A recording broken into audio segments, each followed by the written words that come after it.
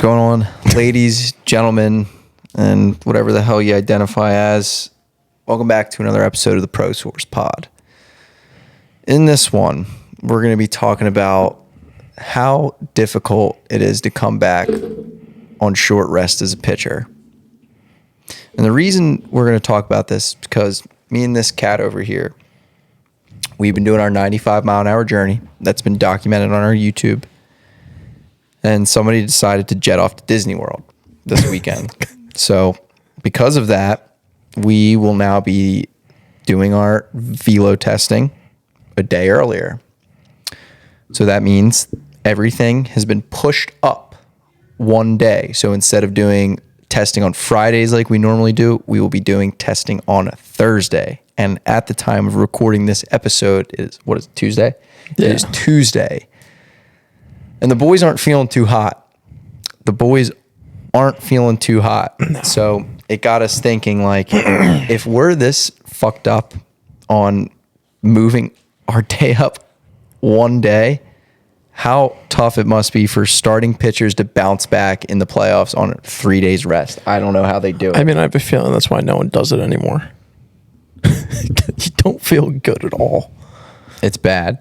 But I mean, I feel like it's a little bit different. No, it's not that different because it's like if you're a starter and you know you're going to go like 100, especially like in the playoffs. It's like, all right, I'm going to go with this. Like you have to have in your mind, like I'm going to be good in 3 days. Yeah. Like not like as in like you have 3 days off. You have 2 days rest basically. Correct. And it's like we're also, I mean, kind of washed up baseball players. Yeah.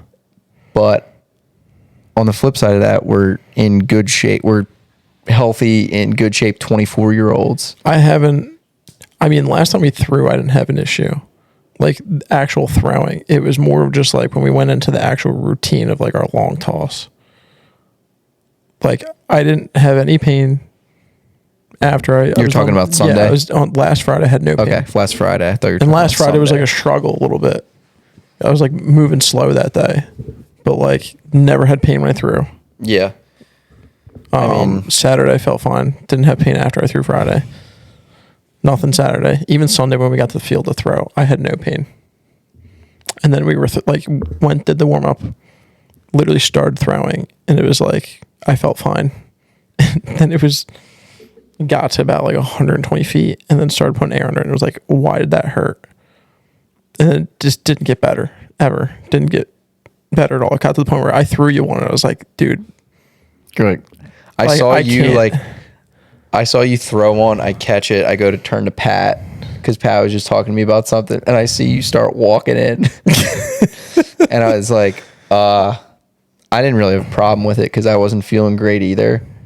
But I was like, oh, I guess we're calling this early. I was like, if I go to throw another ball, like I might actually hurt myself. Like it was like, this isn't smart. See, it's weird. I didn't feel that bad while we were throwing, like pain wise. I just felt like I had no juice. But then after that, like the rest of the day, my arm started to feel progressively worse. And it was just like right here. And then now I'm dealing with the neck thing. So it's like, I've gotten kind of worse every single day since that. I mean, I was nervous to throw the flat ground. Yeah. And like there was a couple during the flat ground where it didn't feel good at all. That actually went better for me than I thought it was going to. But then like there was like some of my best throws, like I didn't feel anything. Which I mean, obviously that's like... You said your last one you felt good on, right? Yeah, the last one I didn't feel anything. Well, that's good. But it's like when we were having a catch, like I had no issues. And then it was like some of them, like when I would go to move in a certain situation, which makes sense because I was like in probably a bad spot or like a compromising spot. Yeah. But like we threw the footballs, didn't feel a single thing when we threw the footballs. Yeah, I felt fine during the footballs too. And like when we were playing catch, I felt okay.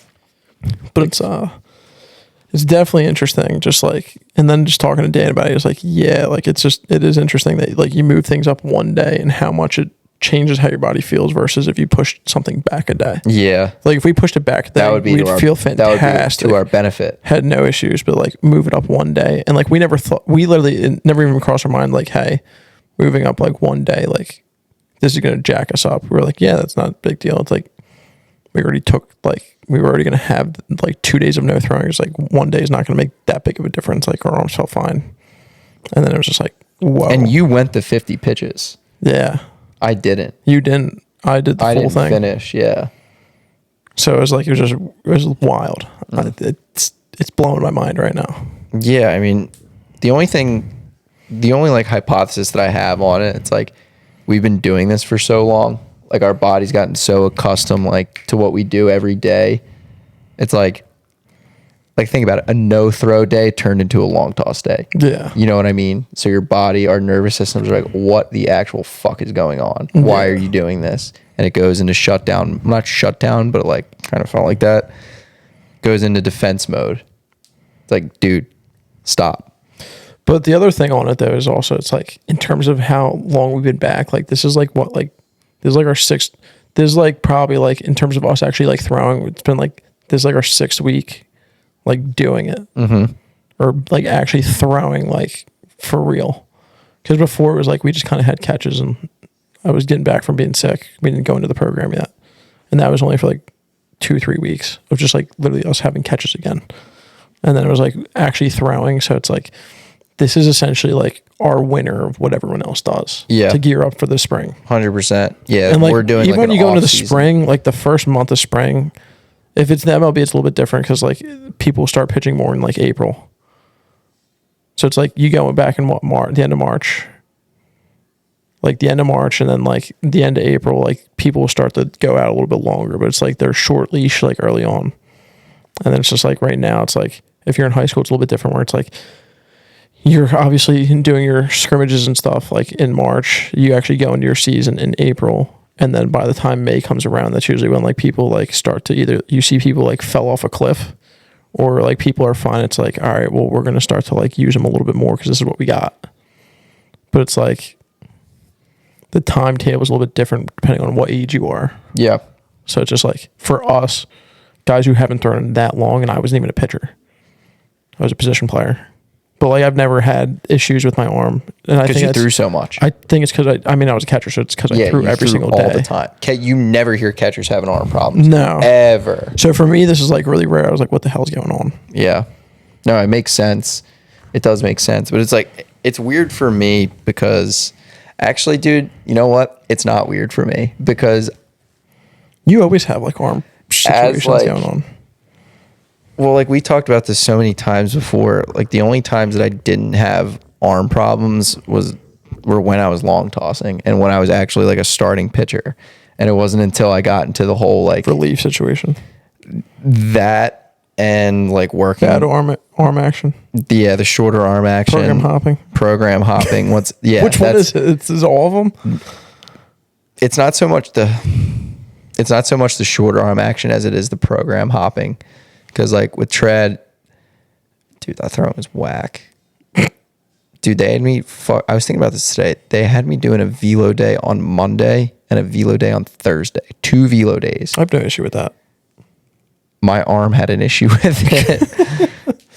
But it's like, you'd like... No, so just listen for a second. Monday was like a full, like a mound velo, like balls to the wall. Thursday was plyo velo, balls to the wall, like different weights and stuff. I'm not saying it's a bad thing. I feel like you never followed that. I did. Did you? Yeah. Those are the only days I look forward to. Well, it's just like, I have no issue with that, really. Then let's do it. No, I'm kidding. Dude, I don't want to do that again. Monday and Thursday? Monday and Thursday. That's not like a bad thing. I know. For most people. But for me, it was, and it's like a me issue. It's not their fault. Tread's obviously very good at what they do, but it's like, dude. But you had a lot more going on. You still didn't fix your legs.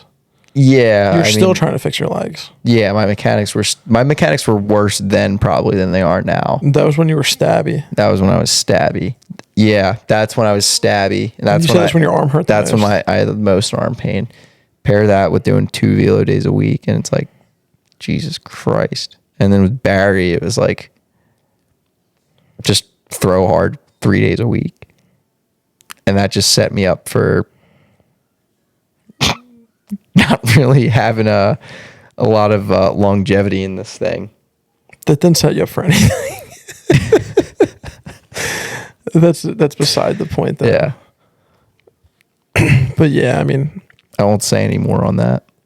Just the fact that people are able. They don't do it though anymore because like it's a big thing where like people would think that Zach Wheeler would go, and it's like now he's getting his 5 days rest. Like they really don't do it with people anymore. I feel like the last person to do it is like Madison Bumgarner. Like think about the like last couple of World Series is like I can't think of teams that were doing that. I hate to say it, this guy, but Trevor Bauer did it in the playoffs for the Reds. 2020. When were they in the playoffs? In 2020. So in the fake year? Yeah. He pitched every 4 days. That doesn't really count. He did it. That was You just hate Trevor Bauer. No, you just hate Trevor Bauer. I don't. If you really think about it, it's a shortened season. So it's not like it's not like he pitched 200 innings that season. So it didn't make that much of a difference. But it's still, we didn't throw 200 innings. I know. That's why it's miraculous that they can do that in the playoffs. Yeah, so don't take anything away from him. 4 days doesn't matter. 4 days isn't 3 days, though. It's short rest regardless. We're on a 7-day cycle. No, we're not. No, we're on a, what, 5 or 6? Yeah. This guy doesn't even know what we're doing. We're on 4 days rest now, and we can't even feel our bodies. It's just interesting because it's like you really got to like be dialed into what's going on to like kind of feel good about the whole situation. Yeah. Be like, all right, I'm going to be good for this day and be able to go balls to the wall. But then again, like I don't think they would be doing what we did.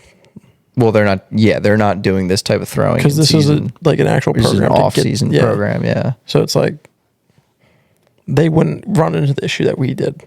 They'd play catch, and then they might not even do a flat. They might skip a bullpen. They also have an entire team of like doctors and trainers that are make sure they're getting right every day. They might skip a bullpen and do a flat ground. Yeah, if that, and like that, or just do like a lighter bullpen. That's at like 70% anyway. Yeah. So it's like, yeah, I mean, there's a lot of ways to look at it. It's just like bottom line is I think you and I are both just stunned at how shitty we feel. Yeah, and I mean it makes sense because it's like with the program though, it's not like it's like, oh, like if we were playing, it would be different. Mm-hmm. Because it'd be like we're not doing the same things that we're doing for this, like in terms of like whatever, you know what I'm saying? Yeah. So it's like the throwing for like in season is a lot different. And like for the people watching this, it's not even to say that like if you bought our program and you had to move things up a day, we're not even saying you would run into this. It's just that we're running into this because I definitely haven't played baseball in over a year. I definitely wouldn't advise anyone like that I'm coaching to move a day up. I would never. I don't know if I'd ever advise that. Push just it from back. from personal experience. Yeah. So it's like one of those things where it's like I'm not a person who's gonna ever teach my guys or coach my guys to do something I haven't done. And that's part of why we're doing this. So it's like to like go through everything ourselves and make sure we know exactly what's going on, so you can actually answer the questions. Like we're taking the brunt of this so we can better coach our guys. And that's the whole purpose of this entire thing. I mean, there's things that we've drawn up within it where we've tweaked it from like doing and be like, okay, like this is like hard. Don't do this. Yeah. Don't throw 35 pitches in one inning. Definitely don't throw 35 pitches in an inning. If you do, you're done. Yeah. Yeah. Don't put Tiger Balm all over your body and throw. Because you're going to feel like shit the next day. And you're not, if you're, you know what, I'm not even going to go into this. Go watch our Tiger Balm podcast. It'll be dropped at some point. Yeah. If it hasn't already. But it's just like, really credit to any guy that's able to do 3 days of rest these days because it's not a thing. It's rare. Yeah. And they're throwing a lot more than 50 pitches. Dude, it makes me respect the old timers way more. Way more. They weren't going like 100. They were going like 120 plus. They were throwing like 150. Yeah. They're like 150. It was like frequent like to see Doc go 130. Yeah. That was that man. Good luck. Well, he was. Yeah. He pitched forever too. Yeah. Just like he was used to it. In like the real old days, you hear about like Satchel Paige throwing both games of a doubleheader. If I looked it up, I'm pretty sure. Did you watch the Heat documentary? Yeah. Like Nolan. Yep. Dude, apparently his like average pitch count was like 150 pitches a game. And like there was a lot of games where he threw like 200 pitches. In the MLB. Yeah, like early in his career. Like he was throwing like 200 pitches in the game. Jesus. I don't know if it's true. I'd have to go watch that again and then actually go like fact check it. But like it really wouldn't surprise me. But like, hold up, he threw so much and he never got hurt because he threw so much. He was so conditioned for it.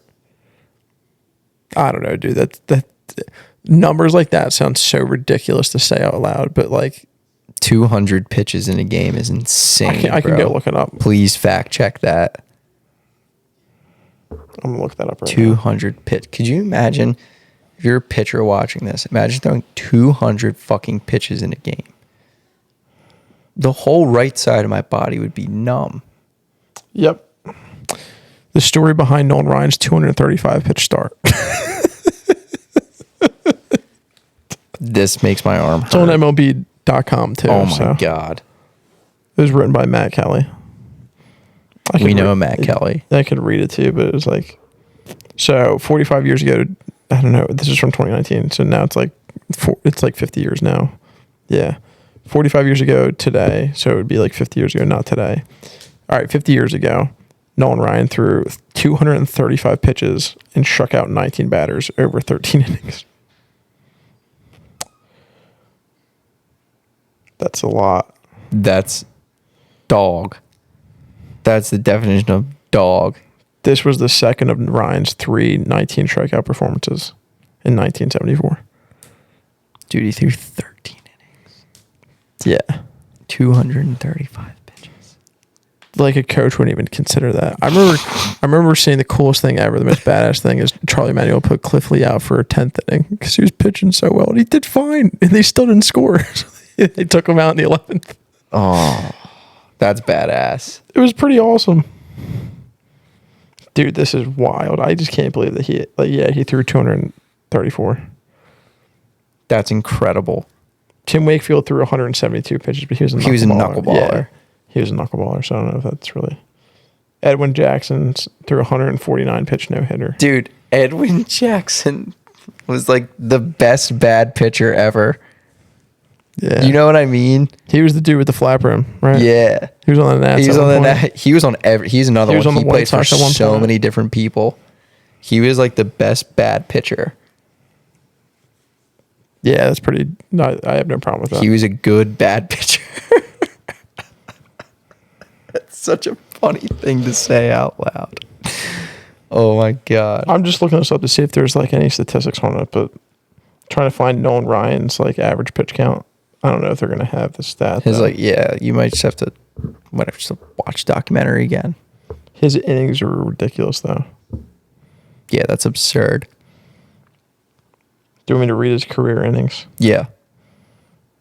5,386 innings pitched. How many strikeouts do you have?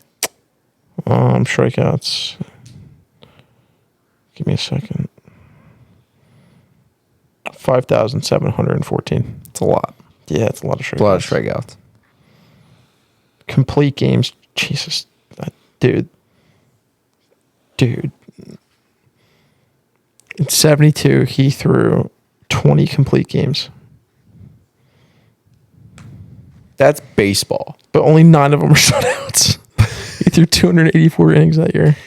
Dude. In 73, he threw 26 complete games. Nobody pitches. Nobody shutouts. He was less productive the year after and threw 326 innings. Nobody pitches anymore. Dude, this is nuts. That's incredible. The man pitched in 1966, his rookie year, and he finished in 1993. He might have had more years than Jamie Moyer. Actually, I don't know about that. Jamie Moyer pitched for like 3 decades. Yeah. Just throwing 71 by the time he... I bet it wouldn't bother him moving up a day. No. No. And here we are bitching about our elbows. Jamie Moyer would rip us a new one. My suggestion, don't push your days up, but also part of me wants to say that's soft. If you have to, that's baseball. If you got to pitch, you got to pitch. Yeah. Fight through it. You'll be fine. You're not gonna die after pushing your day up one day. You'll be okay. But if you can avoid it, that would be great. That's all we got on this one. Unless Nick has anything else to say. Nah, I'm good. You can go look at all our training materials, and they're available for purchase using the link down below. Go watch all our stuff. We have a bunch more podcasts. We have a bunch of videos of us doing the 95 mile an hour blueprint. As always, like, comment, subscribe, share this video, comment any future videos you want us to make, and go take care of your arms. Bye.